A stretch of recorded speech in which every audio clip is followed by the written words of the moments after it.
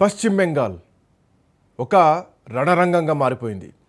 BJP versus Trinamool అనే కంటే కూడా దీదీ వర్సెస్ మోడీ అనేలాగా ఈ యుద్ధం మారిపోయింది.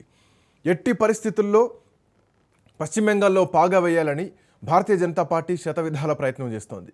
దీదీ కంచుకోటను బద్దలు కొట్టి ఇక్కడ భారతీయ జనతా పార్టీ జెండా ఎగరేయాలి, కాషాయ జెండా ఎగరేయాలని చెప్పేసి చాలా కాలం నుంచి బీజేపీ ప్రయత్నిస్తోంది. కానీ దీదీ ముందు బీజేపీ అంత ఈజీగా గెలిచేటువంటి పరిస్థితులు కనిపించట్లేదు. సో ఇప్పుడు బీజేపీ కంచుకోట అయినటువంటి ఉత్తర బెంగాల్లో మమతా బెనర్జీ ఢీకొనడానికి సిద్ధమవుతోంది. సో ఓవరాల్గా పశ్చిమ బెంగాల్ని దీదీ గెలుస్తా అన్నటువంటి ధీమా ఉంటే, దమ్ముంటే రండి, ఎందుకు భయపడుతున్నారన్నటువంటి పోటాపోటీ సవాళ్ళు ప్రతి సవాళ్లతోటి పశ్చిమ బెంగాల్ మొత్తం కూడా అట్టుడుకుతుందనే చెప్పాలి. మరోవైపు ఇప్పుడున్నటువంటి పరిస్థితుల్లో శ్రీరామనవమి అనేది ఈ రెండు పార్టీలకు ప్రధానమైనటువంటి అంశమే. ఎందుకంటే శ్రీరామనవమి వచ్చినప్పుడు 2018లో భారీ అల్లర్లు జరిగాయి. చాలామంది అక్కడ జరిగినటువంటి అల్లర్లలో షాపులకు నిప్పంటించడం జరిగింది. ఆ క్రమంలో చాలామంది మరణించడం కూడా జరిగింది. సో ఇట్లాంటి నేపథ్యంలో ఏప్రిల్ 23, 29 తేదీల్లో ఎన్నికలు జరగబోతున్నటువంటి క్రమంలో బీజేపీ టీఎంసీలకు శ్రీరామనవమి ఒక పెద్ద అస్త్రంగా మారిపోయింది.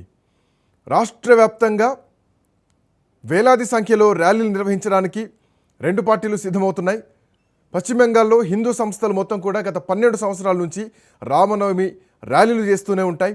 సో ఈ ర్యాలీలో ఆర్ఎస్ఎస్ కానీ, బజరంగ్ దళ్ కానీ, విశ్వ హిందూ పరిషత్ లాంటి సంస్థలు కూడా ఈ ర్యాలీలో పాల్గొంటూ ఉంటాయి. ఇప్పుడు రాజకీయ పార్టీలు కూడా పాలుపంచుకుంటున్నాయి. అయితే ఈ ఊరేగింపులో ఎక్కడ పార్టీ జెండాలు మాత్రం కనిపించట్లేదు. సో చాలా ప్రాంతాల్లో అసన్సోల్తో పాటు చాలా ప్రాంతాల్లో కూడా శ్రీరామనవమి కార్యక్రమాలకు సంబంధించినటువంటి ఈ హిందీ మాట్లాడేటువంటి ప్రాంతాల్లో మొత్తం కూడా ఈ వేడుకలు జరుగుతూ ఉంటాయి. అయితే ఇక్కడ కీలకంగా ఈ ర్యాలీ కూడా రాజకీయం పైన చాలా ప్రభావం పడేటువంటి అవకాశం ఉంది. ఎందుకంటే బెంగాల్ అంతటా రామనవమి సన్నాహాలు జరుగుతున్నటువంటి క్రమంలో 2018లో రామనవమి రోజున అసన్సోల్లో చెలరేగినటువంటి హింసాకాండ ఏదైతే ఉందో, ఆ హింసాకాండ కారణంగా నగరం మొత్తం కూడా ప్రత్యేకంగా మాట్లాడాల్సినటువంటి అంశం. రాణిగంజ్తో పాటు అసన్సోల్ మార్కెట్లలో దరిదాపు 100కు పైగా దుకాణాలు, ఇండ్లు మొత్తం కూడా తగలబడిపోయినాయి. ఈ ఘటనలో అప్పుడు 3 మరణించడం జరిగింది. ఇమ్మీడియట్గా కర్ఫ్యూ విధించడం జరిగింది.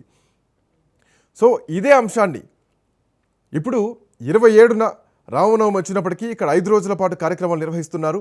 హిందువులపై జరుగుతున్నటువంటి అఘాయిత్యాలపైన ఈ అంశాన్ని లేవనెత్తడానికి ఈసారి ఎన్నికల అస్త్రంగా భారతీయ జనతా పార్టీ ఇదే అంశాన్ని తీసుకొని 5 రోజుల పాటు ర్యాలీ చేసేటువంటి విధంగా భారతీయ జనతా పార్టీ అయితే ముందుకు పోతోంది.